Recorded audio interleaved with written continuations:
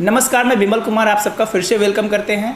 और हम लगातार आपको कोरोना से रिलेटेड अपडेट दिखा रहे थे, लेकिन चुनाव जब नज़दीक आ गया है तो राजनीतिक हलचलों पे हमारी नज़र है, इसीलिए अलग अलग संगठन के लोगों से बातचीत कर रहे हैं। और आज हम बातचीत करने पहुंचे हैं रालोसपा के प्रवक्ता अजय कुमार से। सबसे पहले आपको बधाई कि आप अभी प्रवक्ता बने हैं, इसके लिए आपको बहुत बहुत बधाई हमारे तरफ से। धन्यवाद विमल जी, धन्यवाद। तो आपको रालोसपा ही क्यों पसंद आई? मैं हमेशा से चाहता हूं कि मेरे ऊपर कोई दाग ना आए, मैं वैसे दागी नेताओं के साथ ना जाऊं जिनके ऊपर पहले से कुछ आरोप लगे हुए हों। रालोसपा जो हमारे पार्टी के मुखिया हैं, जो हमारे राष्ट्रीय नेता हैं उपेंद्र कुशवाहा जी ने शिक्षा को लेकर के बिहार में तमाम रैलियां की, बिहार के लोगों को जागरूक किया, जगह जगह जाकर जागरूक किया। तो सबसे पहली चीज़ है, ये एक अध्यापक रहे हैं और अध्यापक हमेशा सोचता है कि लोग शिक्षित हों, बच्चे शिक्षित हों। आज तक जितने भी राजनीतिक संगठन या जितने भी मुख्यमंत्री, जितने भी नेता आए, किसी ने इस तरफ ध्यान नहीं दिया। उपेंद्र कुशवाहा जी ने इस तरफ अपना पूरा ध्यान रखा है। काफ़ी लोग बोलते हैं कि शिक्षा सुधार रैली, वो तो शिक्षा राज्य मंत्री थे। बिल्कुल, यही सवाल मेरा था कि वो ऑलरेडी बिल्कुल, मैं जानता हूँ कि ये सवाल उठ सकता है कि आखिर क्या ये सच है कि उन्होंने भाजपा से अलग होने के बाद। तो मैंने काफ़ी पोस्ट, आप भी गूगल पे जाके देख सकते हैं, आप यूट्यूब पे से जाके देख सकते हैं कि हमारे राष्ट्रीय नेताजी बीजेपी से अलग कब हुए हैं, वो कैबिनेट मंत्री पद कब खोए हैं, दिसंबर 2018 में। और उनकी रैलियां आप देखेंगे शिक्षा सुधार को लेकर के 2017 की रैलियां हैं। ये हिसाब से पहले से ही काम करते हैं जी, पहले से काम ही नहीं, पहले से जो हमारी पटना में जो सबसे बड़ा जो रैली हुआ था जिसमें 5 लाख लोग, वो भी बीजेपी में रहते हुए ही वो रैली हुई है। चुनाव बहुत नज़दीक है, सारी पार्टी अपने अपने हिसाब से तैयारी कर रही है। इसकी शुरुआत बीजेपी ने करी, अमित शाह की वर्चुअल रैली हुई। फिर आप देखेंगे तो राजद के जो है लालू यादव के जन्मदिन पे गरीब को भोजन कराने का मुहिम चला। आपकी पार्टी की कितना तैयारी और क्या तैयारी? देखिए, सबसे पहले अमित शाह जी की वर्चुअल रैली हुई। सबसे पहले मैं बोलता हूँ कि देखिए, राजनीति में हैं तो जितने भी राजनेता हैं सारे लोग उतरेंगे अखाड़े में, सबको चुनाव लड़ना है। लेकिन ये वक्त नहीं था, हम चुनाव को आगे भी टाल सकते थे। ये वक्त नहीं था चुनाव लड़ने का, ये वक्त था हमारे लोगों तक मदद पहुंचाने का। जो प्रवासी मजदूर आज नौकरियां खो के बैठे हुए हैं, उनके लिए हम क्या रास्ते निकाल रहे हैं? कुछ नहीं।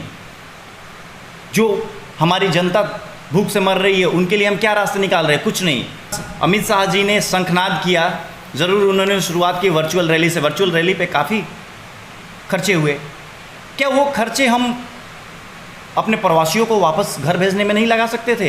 लेकिन मेरे हिसाब से ये वक्त नहीं था चुनाव लड़ने का, ये वक्त था लोगों को संभालने का, अपनी अर्थव्यवस्था संभालने का और अपने चीज़ों को सुधारने की। आपके हिसाब से पार्टी तैयारी कर रही है? पार्टियां तैयारी कर रही हैं, हमारी पार्टियां भी लगी हुई हैं। अभी सबसे पहले हमारे जो अभी मुख्यमंत्री का जो चेहरा है, हमारा महागठबंधन है। हमारी पार्टी जो है अभी इस चीज़ों में अभी मुख्यमंत्री का चेहरा साफ नहीं है कि मुख्यमंत्री का चेहरा कौन होगा। मेरा मानना है कि अगर मुख्यमंत्री का चेहरा अगर हम किसी ऐसे नेता को लेके चलें जो सोचने समझने की शक्ति रखता हो, जो बिहार के भविष्य को देखते हुए काम करे और शिक्षा के लिए काम करे, तो हमारे नज़र में उपेंद्र कुशवाहा जी का चेहरा साफ़ सुथरा है और वो शिक्षा के क्षेत्र में उन्होंने बहुत अच्छा काम किया है। और जाहिर सी बात है, वो दहाड़ मार के कभी आप देखते हैं कि उनकी भाषणें नहीं होती, जो भी भाषणें होती है सटीक भाषण होती है। बिल्कुल, मेरा सवाल ये है कि सोशल मीडिया पे एक देखा गया एक वार टाइप का शुरू हो गया है। रालोसपा के कार्यकर्ता ये डिमांड कर रहे हैं कि मुख्यमंत्री का चेहरा उपेंद्र कुशवाहा होंगे, वहीं राजद के कार्यकर्ता तेजस्वी को लेकर के दम भर रहे हैं। जी बिल्कुल। तो आपको क्या लगता है कि इसको लेकर क्या है? देखिए, अभी क्या है कि राजद महागठबंधन में अभी सबसे बड़ी पार्टी है। महागठबंधन में सबसे बड़ी पार्टी होने के नाते एक दूसरी चीज़ें होती है कि देखिए, हमें चुनाव लड़ना, सबसे पहले बीजेपी के खिलाफ हम चुनाव लड़ रहे हैं। तो मुख्यमंत्री का चेहरा जो है, इधर राजद सबसे बड़ी पार्टी है और इधर हमारी पार्टी है, उसमें और भी तमाम लोग हैं। इन तमाम लोगों में से कौन सा चेहरा मुख्यमंत्री का होगा? तो सबसे पहली चीज़ आप देख लीजिए कि यहाँ पे जो जातिगत समीकरण से हम लोग चुनाव लड़ना चाहते हैं, जातिगत समीकरण से चुनाव लड़ने का वक्त नहीं है। हमें एक तरफ बीजेपी को अगर रोकना है, अगर हमें अपनी सरकार चाहिए, हमें महागठबंधन की सरकार लानी है, तो हमें अपने सोच समझ से हमें वो करनी होगी कि आखिर बिहार चाहता किसको है। अगर हम उपेंद्र कुशवाहा जी के चेहरे पे चुनाव लड़ते हैं तो उपेंद्र कुशवाहा जी के चेहरे पे चुनाव लड़ने का बहुत बड़ा फ़ायदा है, ठीक है। अगर इस चेहरे को लेकर के अगर हम मुख्यमंत्री का चुनाव लड़ते हैं तो जाहिर सी बात है कि हमारी पार्टी रोकने में, ये महागठबंधन बीजेपी को रोकने में सक्षम होगी। कहीं आप ये नहीं ना कह रहे हैं कि तेजस्वी का चेहरा साफ नहीं है? देखिए, तेजस्वी जी के ऊपर कोई दाग नहीं है। अगर हम ये खानदानी चीज़ों को लेकर के अगर हम ढोते रहें, जाहिर सी बात है, ठीक है, आदरणीय लालू जी के ऊपर आरोप लगे हैं कि अगर वो दागी हैं, ठीक है, उनके ऊपर दाग है, तो तेजस्वी जी भी वैसे, तेजस्वी जी के ऊपर क्या दाग है? ऐसा तो ज़रूरी नहीं कि जैसे लालू जी होंगे वैसे तेजस्वी जी होंगे। मैं ये नहीं बोल रहा हूँ, मैं लालू जी को भी नहीं बोल रहा हूँ। हो सकता है कि उनके ऊपर जो आरोप लगे हों कई चीज़ों में सही, जो आदमी जो जेल के अंदर है, जो आदमी जो सज़ा काट रहा है, कई चीज़ों में होता है कि निर्दोष होता है। लेकिन मैं ये नहीं बोल रहा हूँ कि ठीक है, लेकिन तेजस्वी जी के ऊपर कोई आरोप तो नहीं है। राजद जैसे तैयारी कर रही है, ऐसा लग रहा है कि राजद मन बना चुकी है अकेले चुनाव लड़ने की, और आप लोग अभी इंतजार कर रहे हैं कि राजद आपको बुलाएगी, आपको सीट देगी, लेकिन ऐसा कुछ होता दिखाई नहीं दे रहा है। देखिए, मुझे ऐसा नहीं लगता है कि राजद अकेले चुनाव लड़ने की तैयारी कर चुकी है।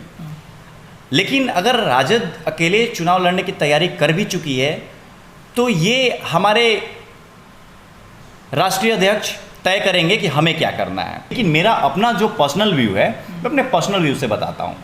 मैं अपने पर्सनल व्यू से, देखिए, हमारी पार्टी अगर महागठबंधन से अलग भी हटती है या कहीं ना कहीं अगर राजद की मनमानी की वजह से हमें अलग होना पड़े, तो बिहार में अच्छे अभी आप देख रहे हैं पप्पू यादव जी का चेहरा काफ़ी, उन्होंने जो बाढ़ पीड़ितों की जिस तरीके से मदद की, जिस तरीके से वो प्रवासियों के लिए जो खड़े थे, जिस तरीके से वो एक्टिव रहते हैं लोगों के लिए, उनका एक चेहरा, मैं बिहार में मतलब कि एक चमकता हुआ चेहरा है उनका।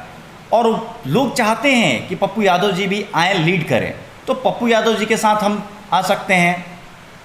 उसके बाद और भी पार्टियां हैं, कम्युनिस्ट है, उनके साथ आ सकते हैं हम।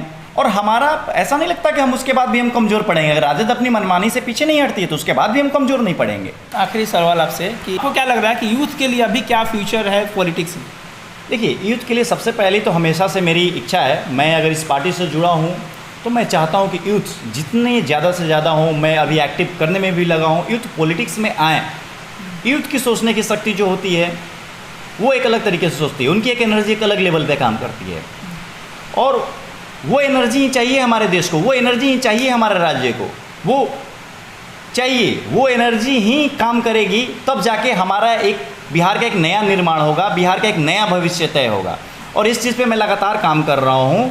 मैं यूथ को ज़्यादा से ज़्यादा अपने पार्टी के साथ जोड़ना चाहता हूँ ताकि हमारी विचार, हमारी बातें ज़्यादा से ज़्यादा लोगों तक पहुँचें और एक नया भविष्य हम बिहार का तय करें, और एक नया भविष्य तय करना ही बिहार का हमारा मकसद है।